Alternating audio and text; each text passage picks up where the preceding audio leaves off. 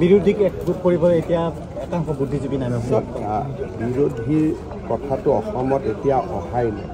অসমৰ মানুহে ইতিমধ্যে সিদ্ধান্ত লৈছে যে ইলেকশ্যনৰ ৰিজাল্ট কি হ'ব। গতিকে মই বিৰোধী পক্ষত কি চলি আছে কি চলা নাই মই কমেণ্ট কৰিব খোজা নাই। কিন্তু আপোনালোকে দেখিছে সদনৰ ভিতৰত বাহিৰত বিৰোধী পক্ষ কেনেকৈ এক্সপ'জ হৈ আছে।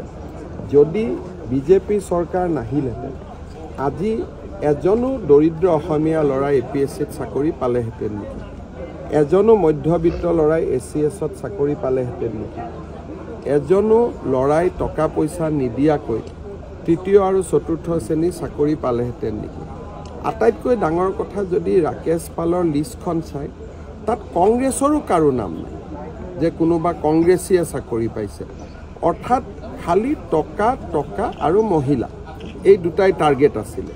কংগ্ৰেছেও ন্যায় পোৱা নাই। বোলে ঠিক আছে পাৰ্টি বুলি কংগ্ৰেছকে দিছিলোঁ, কংগ্ৰেছকোতো চাকৰি দিয়া নাছিলোঁ। সেইকাৰণে অকল বিজেপিয়ে নহয় কংগ্ৰেছসকলেও এতিয়া প্ৰশ্ন তুলিছে যে যদি চাকৰিৰ সঁচাই বজাৰ এখনেই আছিল আমাৰ ল'ৰা ছোৱালীয়ে কিয় চাকৰি নাপালে। গতিকে এইবাৰ নিৰ্বাচনত অকল বিজেপিয়ে খং উঠি থকা নাই। বিজেপিয়েতো কংগ্ৰেছৰ বিৰোধী, এইটোতো বেলেগ কথা। কিন্তু কংগ্ৰেছী মানুহেই নিজে খং কৰি আছে যে ইমান যদি চাকৰিৰ বজাৰ আছিলেই আমাৰ কোনোবা মণ্ডল কংগ্ৰেছ আমাৰ কোনোবা জিলা কংগ্ৰেছৰ ল'ৰা ছোৱালীয়ে কিয় চাকৰি নাপালে। গতিকে কংগ্ৰেছৰ মাজতে আটাইতকৈ আজি কংগ্ৰেছৰ প্ৰতি অসন্তুষ্টি আছে।